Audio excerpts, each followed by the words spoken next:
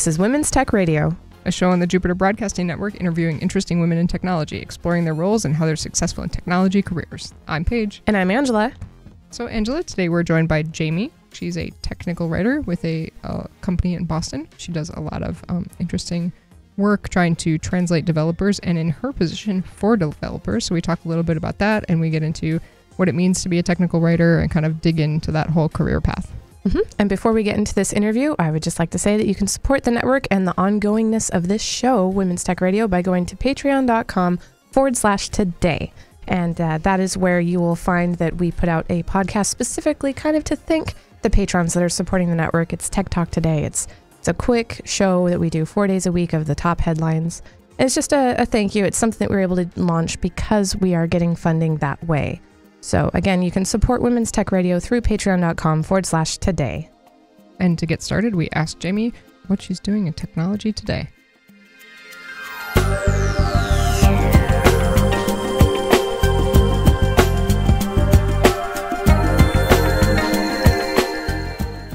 I'm currently a tech writer.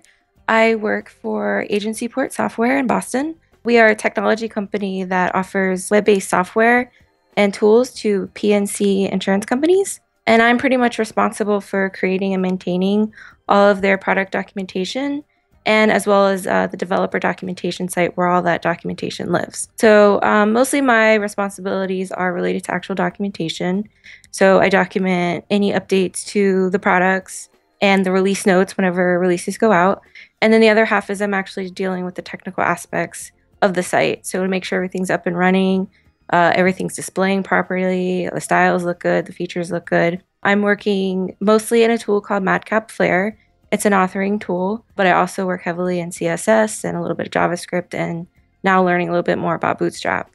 So are you working in Madcap Flare? Is that like your internal program, and then you're also starting to author some of this stuff for the web, and that's why you're diving into CSS and HTML and stuff?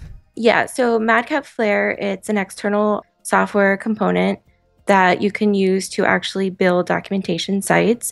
So you kind of organize everything and it builds HTML files that then compile out that you can build an actual site with. But we wanted something a little bit more modern and that we can customize a lot more than what's built into the product. So that's why we kind of bring in the CSS and the JavaScript and the Bootstrap so that we can make it a little bit more modern and trendy to kind of meet our company's branding. So is this something like, so technical writing is actually, we haven't had a technical writer on the show yet. So this is kind of fun. Like, what does it mean to do technical writing? I think you kind of grazed over it, but like, what do you do as a technical writer, like in the nitty gritty? Well, in my position now, you're working with the developers, you're working with the engineers to find out exactly what is done on a project as related to a product. So whenever they make changes, we have to make sure that we're relaying that information to whoever the audience is. So in my current case, our audience is actual developers who are customizing our software for clients. So they need to learn how to customize everything. So those updates go in for the content, and we also relay the updates as for release notes. So we're constantly keeping communication to our clients to what's being done into the product. So you're kind of translating developers and in your position for developers? Yes. In prior positions where I've worked as a tech writer, it was kind of the opposite, where I was interpreting developers' notes and trying to decipher it into a language that any man could understand. Like, they have no technical background, but they need to understand. But in my current case, I'm actually relaying developer information for another developer, if that makes sense. Yeah, totally. So are you super technical? Are you a developer yourself? How does that work for you to kind of translate like that? I'm not really a developer per se. I mean, I'm starting to learn a lot more, especially in the past year or so. But I'm more of the content side of it. So I can understand it, but if you give me something to like code completely in JavaScript, I don't know how to do that just yet, but I can at least read it and understand what's going on. Well, that's actually a lot farther than some developers I know. So you're doing really well. Thanks. So is that something you went to school for, to be either to understand JavaScript or to be a technical writer? Actually, no. I actually don't have really any formal training as far as even technical writing. My degree was actually in creative writing and journalism. And I started working for a small IT company right out of college. kind of like helping with their help desk, and I just gradually made my way up. And now today, like since working with developers and having to actually like look at code, it's kind of forced me to learn, but also, I mean, it's not like a forcing, but so it's interesting to finally learn how to do some of this stuff. And then actually to learn more, like I've been taking classes on code school and code academy, and just trying to like actually dig into code and try to figure it out so that I can understand what they're talking about. Very cool. So you're self-teaching yourself so you can have more understanding at work. Right, exactly. And do cool things. Very cool. Right. That's actually how I got started. So very nice. So I always like to ask this sort of question, but like, how does it flip around? Do you feel like, you have this creative writing and journalism background, and you're trying to learn code? Do you feel like any of the developers are actually trying to learn how to write more like humans? In some cases, yes. Awesome. Or maybe we wish that they did, I guess. Maybe somebody should write a code academy for technical writing so that we could learn how to write better documentation. That would be nice. Yeah, I think they're based out of Boston or New York. I think they're in New York. I'm not sure. They're Yeah. very close. So what is the, like, how did you get where you are? It sounds like, it's you started out of college and you had the college degree. Like, have you always had an interest in tech, or was it just kind of that random happenstance? Well, I mean, I've always like been into, computers and tech, and I'm really tech savvy. So just I kind of fit in right away, like in the department, and I loved it. I mean, I'm always learning something new, and it's always evolving. So I kind of find that happy medium where I'm writing, but I'm also getting the chance to actually work in tech.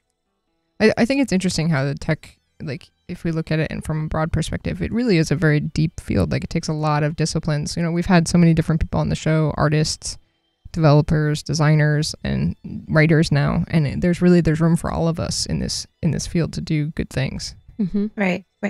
So why tech? Like you said, you're tech savvy. Like, what does that mean to you? And is it what kind of stokes your fire in the tech end of things? Well, I think it's kind of because I have this personality where I like to kind of be a detective and try to figure things out. So I think in tech, I kind of get that opportunity where it's like, oh, I don't know why this page isn't showing up right. Let me see why. Let me try to fix this. Okay, that's not working. Let me try this. And just trying to find the answer, if it's either online or like talking to people. And it's like you kind of actually get the opportunity to see what you did right away. Mm-hmm. Yeah. We actually had an interview a couple weeks ago by now that where we talked to somebody about failing. And I think that willingness to explore and to fail forward, like, oh, does this work? And to break it and then fix it, that's that mindset for me. It's super important. Absolutely. Yeah. And it helps you learn, because I mean, for me, I'm more of a hands-on person. So actually digging in and trying to do things is how I'm going to figure out how to do it. Is there anything tech related that you do outside of work? Like hobby wise, like blogging? Or I did for a while. I did blog for a while. I did some like side freelance work for about.com for a while, for like 2 years. So I had to I had my own personal site and had to do all that stuff. I was into photography for a while, so I was editing photos a lot. Right now, I honestly haven't had a whole lot of spare time to do a lot of outside tech related stuff. But I mean, I've been using a computer for the past probably 20 years or so. So it's like attached to me, it's just a part of our lives now. So tech is always around me. So. Yeah, totally. I mean, you can't get away from it anymore. No, it's like it's literally attached to your hip. So I guess you could like move to Amish country in Pennsylvania. Yeah, that's about it. I heard there's a really good buffet. Really? Yeah, really. I don't know. Yeah. I mean, my mom went to it, and so did one of my friends. I've had some of the best pancakes ever in Amish country, so maybe it's relevant. I don't know. Very fun. So you're in the Boston community. Like, how is the kind of the tech community out there? I mean, it's really booming right now, it seems. I mean, I've only been here a little over a year, but especially in the area we're in, we're kind of near South Boston, and just companies are moving in, startups, and just everything it's very tech heavy right now. Nice. And I'm from the Boston area, I will admit. What is kind of your favorite thing about, I know you just moved up there, like what's kind of your favorite Boston thing so far? I'd say just being in the city to me is just exhilarating because I'm kind of grew up in a small Florida town and kind of moved around Florida a lot where didn't really have that like metropolitan feel. And of course the weather here in summer, spring is very nice. Winter is a little bit challenging, but I love public transportation, so getting on the train every day to me is exciting. So Boston public transit, I had no idea how spoiled I was until I moved away from Boston, but it's pretty much it. Once you get out of the Boston, New York, DC corridor, once you get out of there, the rest of the country does not have the kind of public transport that the Northeast has, and I had no idea. No. Yeah. But I'm surprised you say summer. I guess you're from Florida. I like, honestly, the worst part of New England weather to me is the hot, sticky summers, but Florida definitely takes the cake on that one. Yeah. Right. Yeah, it's not that. I mean, it's like been in the high 80s, but it's not that bad. So you listed, we always ask, a couple of things that people do. So what else do you do with your free time? Well, I have a little dog named Penny, so I like to spend time a lot with her, and I like to research old train stations, which is kind of silly, but it's kind of like a new thing since I moved up here to New England. There's obviously a lot of history, a lot of old history, but a lot of old train stations that have either been renovated into other things or they're just kind of missing and you just kind of see pieces of them and you want to know what happened and things like that. So that's really fascinating. You should blog about that. It's such a random thing. I don't know why I'm so obsessed with it. Yeah, no, seriously. Yeah. If you started a blog, I bet you could get follow that. Like click revenue because trains and stuff like that is really a popular thing. Even if you're in for a casual ride, the Rail to Trail project that has happened through most of New England is fascinating. Yes. And you get to go by a lot of those old train stations and things. Yes, we have one that actually runs right by our house. We haven't been since fall, but we take the dog. And it's very interestingly, there's some of the old signals are even still there and the old crossover bridges. It's very cool. Yeah, New England is a really fascinating place for history. Definitely highly recommend. So you're teaching yourself right now. What are some of the things that are hardest for you? Even just learning, like, is it just getting your head around the logic of it? Like understanding terms, like what is a variable? What is a function? Like what's your sticking points and how are you getting over them or how are you not? I think it's more the logic because I'm kind of still in the midst of doing some of the online courses for JavaScript. And it's just, I don't know if it's the math portion or it's just kind of all of it at once, like the, if else statements and things like that. Sometimes it kind of throws me around. And it's just trying to figure it out. Like they give you a sample, okay, here's some code, now try to fix it. Or you got to write this yourself. Here's your variables and write it. So it's just digging in and trying to figure it out is the best way at how I get through it. I like that. I also usually encourage people who are new to programming to write it out in plain English first, and then try to make it into code. Right. Because if you write the logic in a way that you understand it, and then translate, it can kind of help that step. Are you just doing stuff online? Are you going to meetups or anything? I haven't gone into any meetups yet. I know there are a lot in the Boston area. I know there are a couple of, especially for women, they're actually there's a lot of groups that are actually for women that want to code. And you can actually get involved in these groups and they do meetups. And basically at any level, you could just want to learn and you could get into the groups and start working with them and learn more. And that's something I'd love to do. I just haven't had the chance right now, unfortunately. I definitely encourage you to check that out. I'm actually the director for Women Who Code Portland, and I know that we have a Boston chapter. Nice. And I think Girl Develop It is out there if you want something more workshop-y. Right. Highly recommend both of those. Do you have at your job, are you the only technical writer or is there somebody else that also does that? No, I am the sole technical writer. I was actually hired on last year to kind of help their documentation section. They were using an old Drupal platform and they wanted something, more robust and more modern and that could actually kind of help users navigate it through better. And so that's kind of where I came along. And since I've had about a little over 6 years experience as a tech writer. So I kind of brought my expertise in and helped them find the Madcap Flare tool to build their documentation set. So I'm the sole person on that in that full team right now. Job security. Yeah. Yes. Have you ever met another technical writer, like with either a partnering company or a client that has a technical writer? Yeah. Is that? Yes. Are you guys able to like share like hidden jokes and I don't know? Sometimes. Yeah. Yeah. So my last job, before this one, I was actually on a technical writing team. And we had, I think at one time we had about 5 writers and a supervisor that we'd all been we were all tech writers. So we all knew the jokes, whether it be, about a specific, programmer or just the logic of things of, your authoring tool is doing something weird again. Oh no, things like that. It's mostly just like weird little quirks. Mm-hmm. Do you ever put Easter eggs inside technical documentation like we do with programs? No, I haven't. You should consider it. Yeah. You work on that. We'll check back with you in 6 months. Okay. Yeah. No, just kidding. Okay. So if someone was listening to the show and is a writer currently, either freelance or whatever they're doing, or maybe they're finishing a degree or something, and they wanted to get into technical writing, what kind of advice would you give them? I would just say to get out there and read it as much as you can about it.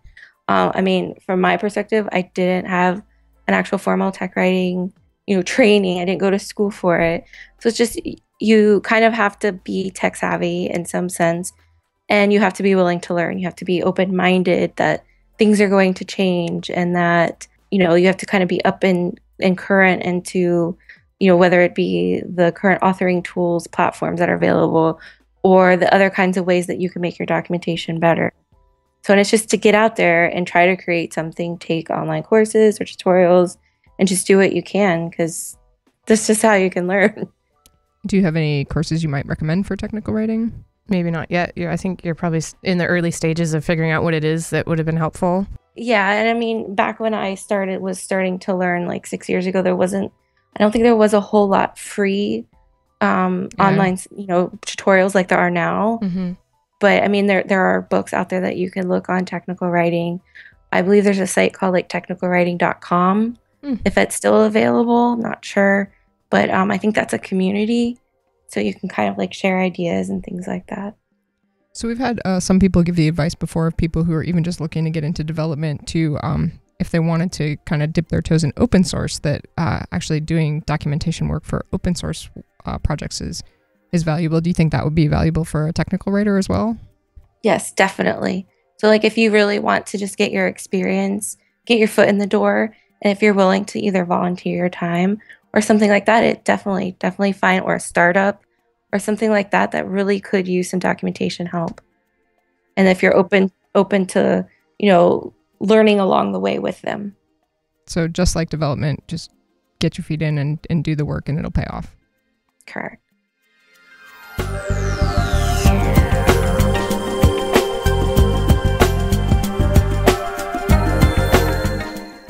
Thank you for listening to this episode of Women's Tech Radio. Don't forget you can find the full transcription either in the YouTube description or on jupiterbroadcasting.com. Find the Women's Tech Radio drop down, and you can also listen to our back catalogs. We have a lot of amazing shows on there. So many great women have been on this show. You can also find us on iTunes. If you have a moment, leave us a review. We'd love to hear what you think. You can also contact us by dropping us a line at WTR@jupiterbroadcasting.com or following us on Twitter @HeyWTR. Thanks so much for listening.